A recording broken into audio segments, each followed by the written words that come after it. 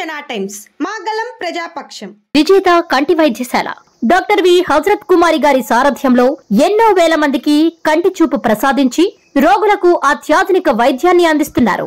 EHS Aarogyasri insurance company సౌకర్యాలతో పాటు నిరుపేదలకు ప్రతిరోజు ఉదయం వైద్య సేవలు ఉచితంగా అందించబడును. వెంటనే సంప్రదించండి. విజేత కంటి వైద్యశాల, కెనరా బ్యాంక్ పక్కన, బాబు ఐస్ క్రీమ్ ఎదురువీధి, బృందావనం, నెల్లూరు. సహకరించట్లేదు. ఇది ప్రజల దృష్టిలో పెట్టాలి. ఇది నిన్న ఢిల్లీ నుంచి వచ్చి అసలు యాక్చువల్లీ ఈరోజు నాకు ఈ ప్రోగ్రాం లేదు. నాకు ఈ రోజున నిన్న రాత్రి స్టెల్లా అనే షిప్లో ఇన్ని 100 టన్నులు పట్టుకున్నారు. పనామాకు సంబంధించిన స్టెల్లా అనే షిప్లో. అలాగే ఇక్కడ దాదాపు 1060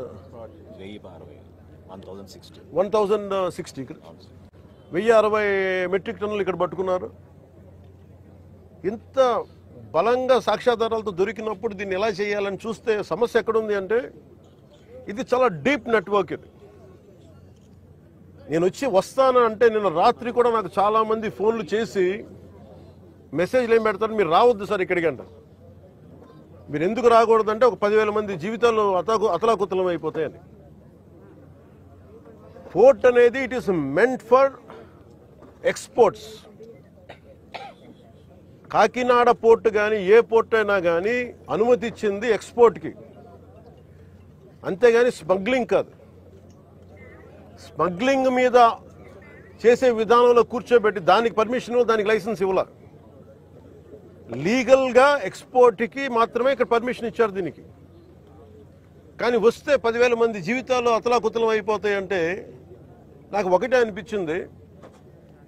ఇందాక లోపలికి వెళ్ళి కూర్చుంటే నన్ను ఎంత సహకారం లేదంటే నాకే as a deputy chief minister of Andhra Pradesh నాకే సహకరించాల. ఇక్కడున్న ఈ ఏమో పోర్ట్ అధికారులు షిప్ అక్కడ స్టెల్లా అనే షిప్ ఉంది, పైకి ఎక్కాలి. దాన్ని ఒక దాదాపు 6 కంపార్ట్మెంట్స్లో దాన్ని ఏముంటుందని 6 కంపార్ట్మెంట్స్లో 3 కంపార్ట్మెంట్స్ ఇది ఉంది. దాన్ని సీజ్ చేసి అక్కడ ఆఫ్ చేసాం. లోపలికి వెళ్ళి చెక్ చేద్దామంటే ఈ అనుకూలంగా లేదు మీకు పైకి ఎక్కడానికి అని చెప్పి అక్కడే తిప్పుతున్నారు నన్ను. ఇంత ఆబ్వియస్గా నాలాంటి వాడికి ఇంత ఆబ్వియస్గా అందరూ చూస్తుండగా అంటే దీని వెనక ఎంత డీప్ రూటెడ్ నెట్వర్క్ పనిచేస్తాం మీ అందరికీ అర్థం. కొండబాబు గారు కూడా అదే చెప్తా ఉన్నారు. చూడండి సార్ ఎలా ఉందంటే అదే చెప్తా ఉన్నారు. నేను మీకు ఎప్పటి నుంచో మొత్తుకున్నాను సార్, ఇదే మీకు మీ దృష్టికి తీసుకొస్తుందని. ఇందాక మీకు చెప్పాను, కొండబాబు మనం కూర్చోబెట్టి మనం మెత్తగుంటే సరిపోదు, మనం గట్టిగా మాట్లాడాలి దీని మీద మనం అందరం అని. అది చెప్తా ఉన్నాను కొండబాబు గారికి. మనోహర్ గారికి ఆయన being a civil supplies minister నాకు ఏమి చేయాలి, నేను ఎన్నిసార్లు చేసిన యాక్షన్ ముందుకు వెళ్ళట్లేదంటే డిస్ట్రిక్ట్ సివిల్ సప్లైస్ అధికారిని పిలిచి నేను అడుగుతాను రాగానే. నేను ఇక్కడున్న సెక్యూరిటీ అధికారిని అడిగా, చెక్ పోస్టుల సెక్యూరిటీ అధికారి, మీకు పర్మిషన్ ఎవరు ఇచ్చారు, హూ చెక్స్ దిస్ అంటే మాకు నో అబ్జెక్షన్ సర్టిఫికేట్ ఉంది. ఎవరు ఇచ్చారు మీకు, దాని మీద అధికారికంగా ఏమైనా ఉత్తర ప్రత్యుత్తరాలు ఉన్నాయా? సమాధానం లేదు. డిస్ట్రిక్ట్ సివిల్ సప్లైస్ అధికారిని అడిగితే ఓకే నా కలెక్టర్ గారు చెప్పారు. కలెక్టర్ గారు మీకు అధికారికంగా మీకు ఇచ్చారా, మీకు సమాధానం లేదు. ఇవన్నీ చూస్తుంటే ఇది ఏమైపోయిందంటే బాగా చాలా డీప్ ఇంట్రికేట్ నెట్వర్క్ లాగా ఉంది. మన రాష్ట్రం మీరు చూస్తే 40,000 టెరైన్ South America that from Colombia నుంచి వైజాగ్ పోర్ట్లో దొరికింది. వైజాగ్ పోర్ట్లో ఇది గంజాయికి అడ్డా అయిపోయింది ఆంధ్రప్రదేశ్. నేను లోపలికి వెళ్ళి మాట్లాడి పైకి ఎక్కాలి అంటే తిప్పుతున్నారు, అక్కడే తిప్పుతున్నారు, వెళ్ళనివ్వట్ల. నాకు ఎంత ఆశ్చర్యం అనిపించిందంటే నేను వెళ్ళి కూర్చొని మాట్లాడుతూ ఉంటే మీకు చెప్పా you will have consequences for this అని చెప్పి. నేను మీకు తర్వాత వీడియోస్ కూడా మీకు రిలీజ్ చేస్తాను. లేదు సార్ మీకు రఫ్ సీ ఉంది, మీరు వెళ్ళటానికి లేదంటే నేను చెన్నై నుంచి వచ్చాను. నేను రఫ్ సీస్ నాకు నా ఫ్రెండ్స్ సీమెన్స్ చాలామంది ఉండేవాళ్ళు, చాలామంది స్నేహితులు నాకు మద్రాస్ పోర్ట్లో పనిచేసేవాళ్ళు. ఎప్పుడు సరదాగా తీసుకెళ్తే అలలు పడవలోకి వచ్చి మనకి టగ్ బోట్స్లోకి వచ్చి ఇంకా ఇలాంటి బోట్లోకి వచ్చి కొట్టే సమయంలో నన్ను తీసుకెళ్లేవాళ్ళు సీమెన్. నాకు చాలా ఆశ్చర్యం అనిపించింది. అలాగే సార్ వింటున్నా వీళ్ళు కథలు ఏం చెప్తాను. అలా వింటా ఉంటే మళ్ళీ పక్క ఎదురుగా షిప్లో ఈ చిన్న బోట్లు వేసుకొని మనకి ఈ టైర్లు కట్టుకొని ఒక 2 పెట్టుకొని వాళ్ళకి దింపుకుంటా మన ఎగుమతి చేసుకుంటా ఉన్నారు. నేను వాళ్ళు చూపించాను. You are doing it in very obvious way. మీ సీఈఓ ఎవరు? ఏదో సీఈఓ పేరు చెప్పారు. దీనికి ఓనర్ ఎవరు? ఆ సీఈఓ లేడు ఇక్కడ. ఓనర్ ఎవరు అంటే ఎవరు ఇద్దరు పేర్లు చెప్పారు. వన్ ఈజ్ ఏదో అరబిందో వాళ్ళదంట.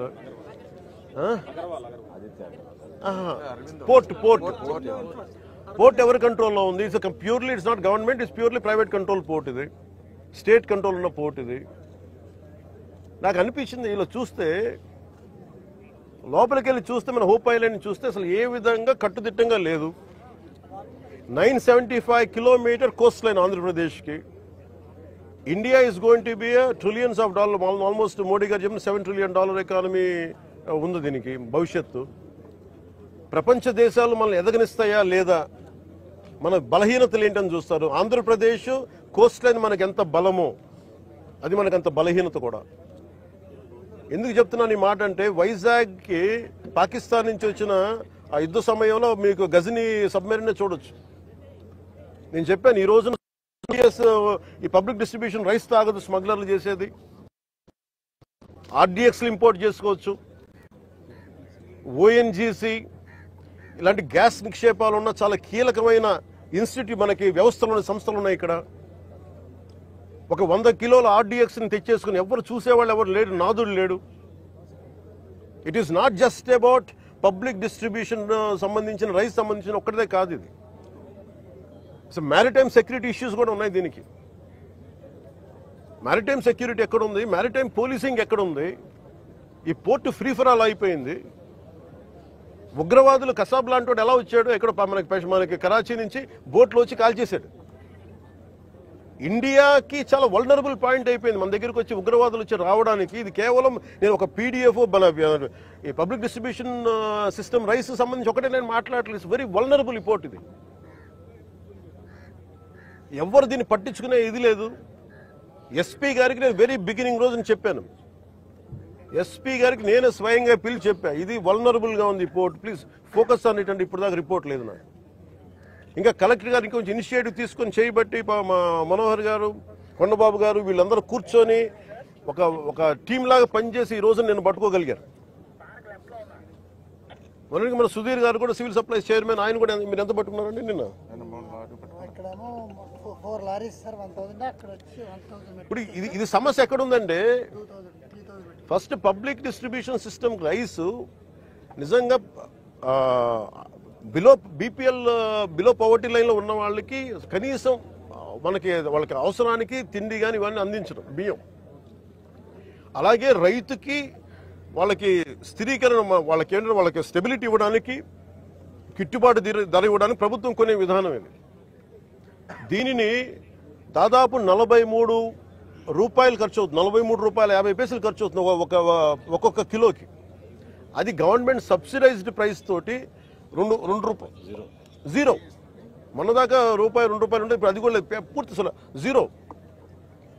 వీళ్ళు 1300 వ్యాన్లు ఏవో పెట్టేసి గత ప్రభుత్వం, ఇదివరకన్నా వెళ్ళి రేషన్ షాప్ డీలర్ దగ్గరికి పంపించేవాళ్ళేమో, కానీ ఈ ప్రభుత్వం వచ్చాక ఇప్పుడు ఏమైపోయింది, ఆ ration direct vans has become బస్తాలు వేసుకురావడం, పంపించేయడం, ఆ లబ్ధిదారులకే 300 రూపాయలు ఇవ్వడం. ఇది ఏమైపోయింది, ఇది అందరికి ఒక ఆలవాలం అయిపోయింది, సోర్స్ ఆఫ్ ఇన్కమ్ అయిపోయింది. కొన్ని వేల కోట్లు దీని నుంచి వెళ్ళిపోతూ ఉన్నాయి. దారుణంగా ఆఫ్రికా దేశాల్లో దీన్ని 70 రూపాయలకి అమ్ముతారు. ఇందులో ఎవ్వరు చేసింది ఏం లేదు. 70 రూపాయలకి 73 రూపాయలకి అమ్ముతారు కేజీ. నాకు నిజంగా అనిపించింది ఏంటంటే, నిజంగా మనం ఈరోజు ప్రధానమంత్రి గారు చేసే ఈ విదేశాంగ విధానంలో మనం 70 రూపాయలు కానీ ఆఫ్రికా దేశాలకి ఇవన్నీ మనకి ఇట్లాంటి తప్పులు జరగకుండా ఉంటే కనీసం 43 రూపాయలకి ఇస్తే మనం దేశ పరపతి పెరుగుద్ది. మనకి అన్యాయంగా అకారణంగా స్మగ్లర్ల చేతిలోకి వెళ్ళిపోతుంది. వీళ్ళకి ఎంత ధైర్యం అంటే వీళ్ళందరికీ కూర్చోబెట్టి కోర్టులకు వెళ్తారు. కోర్టులకు వెళ్ళి నా మీద ఒత్తిడి పెడతా ఉన్నారు. నా మీద కూర్చోబెట్టి మీరేం చేయలేరు ఇట్లా మాట్లాడుతున్నారు నాతోటి. నేను ఈరోజు ఇందాకే చెప్పాను, ఫస్ట్ దీనికి సంబంధిత పోర్ట్ ఎవరు, సీఈఓ ఎవరు, ఈ స్టేక్ హోల్డర్స్ ఎవరు, వాళ్ళకి నోటీసులు పంపించిన వాళ్ళకి ఆ షిప్ని సీజ్ చేయండి. నేను I want right a letter to home ministry. Amit Shah గారు లెటర్ రాద్దాం అనుకున్నాను. ఇది మోస్ట్ వల్నరబుల్ పోర్ట్. ఇది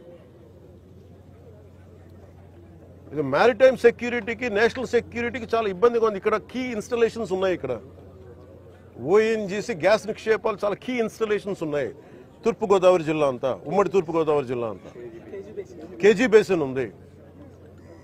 ఒకప్పుడు ఉగ్రవాదులు మనం కూర్చోబెట్టి బాంబేలో పెద్ద నగరాల్లోకి రావాల్సిన అవసరం ఏం లేదు. హైదరాబాద్లో చూసాం, గోకుల్ చాట్ బండార్ లాంటి చోట కూడా వచ్చేసారు. ఇక్కడ వచ్చి ఒక 10 మంది ఉగ్రవాదులు వచ్చి ఎడాపెడిగా కాల్ చేస్తే దిక్కు లేదు. ఇక్కడ వాళ్ళు చనిపోవడానికి సిద్ధంగా ఉంటారు ఉగ్రవాదులు.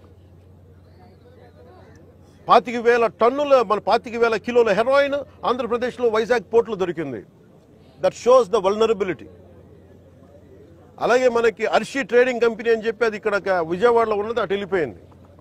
అలాగే నా దృష్టికి 2 పేర్లు వచ్చింది. ఒకటి అలీషా అనే పేరు చాలా పదే వినిపిస్తూ ఉంది. నాకు అర్థం కాదు ఎవరు అలీషా, ఎవరు అని. అలాగే ఇందాక చూస్తే దాదాపు 16 కంపెనీలు ఉన్నాయి. ఇందాక మనకి కొండబాబు గారు కూడా నేను ఒకటే చెప్తా ఉన్నాను, మనోహర్ గారికి కానీ సుధీర్ గారికి కానీ మేము అందరూ కూర్చోబెట్టి ఇందాక మనం బోట్లు వెళ్తాం మాట్లాడుకున్నట్టు, it is not about one individual. Smuggling అలవాటు అయిన వాళ్ళు, క్రిమినల్ యాక్టివిటీస్కి అలవాలం అయిపోతే tomorrow it will be RDX, tomorrow it will be weapons, tomorrow it will pose as a great threat for national security. చేతులు కాలేక ఆకులు పట్టుకున్నట్టు ఉంటుంది. బాంబే కూడా రిపీటెడ్గా అధికారులు ఇలా వదిలేశారు. ఆర్డిఎక్స్ లారీలు బస్తాలు వ్యాన్లు వచ్చేసి వెళ్ళిపోయినాయి. ఎంత కుదిపేస్తుందో తెలుసు మాకు. సో అందుకని ఇలాంటి ఇంకా ఆగాలి, ఇలాంటివి చెప్పాలనేది నేను ముఖ్యమంత్రి గారి దృష్టికి ఆల్రెడీ చెప్పాను నేను. సో మేము ఆ క్రమంలోనే ముఖ్యమంత్రి గారి ఆదేశాల మేరకు మేము కూర్చోబెట్టి క్యాబినెట్ మీటింగ్స్లో మేము కూర్చొని మాట్లాడుతున్నాం. దీని మీద చాలా కఠినమైన చర్యలు తీసుకోవాలి. అలాగే పీడీ యాక్ట్ పెట్టాలని పెట్టుకున్నాం.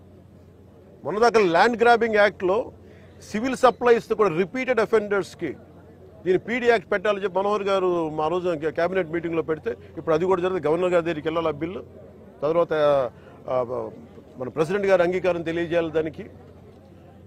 ఈ లోపు అన్ని వచ్చిన తర్వాత చేద్దాం అనుకునే లోపు ఇప్పుడు చూస్తే ఇంత మొత్తంలో పట్టుబడ్డప్పుడు మాకు ఖచ్చితంగా దీన్ని ప్రజల దృష్టికి తీసుకెళ్లాలి దీన్ని. ఎందుకంటే ఒకవైపు ఫీజు రీఎంబర్స్మెంట్లకి డబ్బులు లేవు, పథకాలకి చేయడానికి కింద మీద పడుతున్నాం, రోడ్లు గుంతలు పూడ్చడానికి డబ్బులు లేవు. కానీ వీళ్ళ దగ్గర మటుకు 1000 కోట్లు ప్రభుత్వం కష్టంతో మీ అందరి ట్యాక్సులతోటి, ప్రజలందరి ట్యాక్సులతోటి కొన్న డబ్బులతో ఇచ్చిన ట్యాక్సులతోటి డబ్బులు తీసుకొని మనం బియ్యం కొంటే ఆ బియ్యం తీసుకెళ్లి రూపాయి పెట్టుబడి లేకుండా 1000 కోట్లు సంపాదిస్తూ ఉన్నారు. There should be a major crackdown on this. దీనికి మన భేదం లేదు. దీనికి అధికారులు కాదు, పొలిటికల్ వ్యవస్థ కాదు, ఎవరైనా సరే ఇది చాలా స్టర్న్ యాక్షన్ అయితే తీసుకోవాలి. This will pose as a national. ఇట్లాగే వదిలేస్తే this port will become a menace for national security. గత ప్రభుత్వం నేను మొత్తుకుంటా ఉన్నాం, మేము ఇబ్బందిగా ఉంది మాట్లాడితే. నేను నాకు ఎంత ఆశ్చర్యం, ఎంత డీప్ రూటెడ్ నెట్వర్క్ అంటే నేను వస్తానంటే నన్ను ఇప్పటికీ 2 months నుంచి ఆపేశాను, నన్ను రానివ్వకుండా. ఉన్నత స్థాయి అధికారుల దగ్గర నుంచి లేదు సార్, అక్కడికి వెళ్తే కొంచెం ఇది అవుతుంది సార్, ఎందుకు సార్, ఇప్పుడు కాదు సార్, తర్వాత సార్, ఇప్పుడు యాక్షన్ తీసుకున్నాం సార్, రిపీటెడ్గా చెప్తా ఉన్నారు. నాకు నిన్న విసుగొచ్చి ఒకటే చెప్పాను, పోలీసు వస్తారా రండి, లేదంటే నేను కూర్చోబెట్టి నేను కారులో నేను వెళ్ళిపోతాను, అధికారులు నా పక్కన రాకపోయినా పర్లా. ఈ నిర్ణయం తీసుకొని ఇక్కడికి వచ్చింది. ఇది ప్రజలకు తెలియాలి. ఇది కొండబాబు గారు కానీ, నాదెండ్ల మనోహర్ గారు కానీ, మనకి జిల్లా వైపు నుంచి కానీ మేము పర్యటనలో మేము పదే చెప్పాం. తూర్పుగోదావరి జిల్లా నాయకులు కానీ, ఎమ్మెల్యేలు కానీ, we gave a word to people. మేము ప్రజలకు మాట ఇచ్చాం, పారదర్శకత చూపిస్తాం, ఇలాంటి అవినీతిని, ఇలాంటి స్మగ్లింగ్ని మేము అరికడతామని. ఆ దిశగా చర్యలు తీసుకోవడానికి మేము ముందుకెళ్తున్నాం. అందుకని మీ దృష్టికి తీసుకొచ్చి దీంట్లో మీరు మిగతా ఇన్ఫర్మేషన్ మీకు ఇస్తాం. అలాగే దీన్ని ఖచ్చితంగా హోమ్ మినిస్ట్రీ దృష్టికి అయితే తీసుకెళ్తాను. Andhra is major hub for ganja and మీకు డ్రగ్స్ అయిపోయింది. ఇక్కడి నుంచి ఎంత డ్రగ్స్ వెళ్ళిపోయినా కూడా మనకు తెలియదు. ఈ రోజున కళ్ళ ముందు మొత్తుకుంటున్నాయి. అదే అడిగాను అందాక మన సెక్యూరిటీ అధికారిని, నీ కళ్ళ ముందు మీకు ఇది కనిపిస్తూ ఉంది, tomorrow it could be weapons also కదా అన్నాను. దానికి మీరేం చర్యలు తీసుకున్నారు బీయింగ్ ప్రైవేట్ పోర్ట్ అంటే? పాప ఆయన ఏం చేస్తాడైనా, పిచ్చి మీద బ్రహ్మాస్త్రంలా ఉంటుంది. ఎవరి మీద వేటేయాలి? దీనికి కీలకమైన వ్యక్తులు ఎవరు దీని వెనక?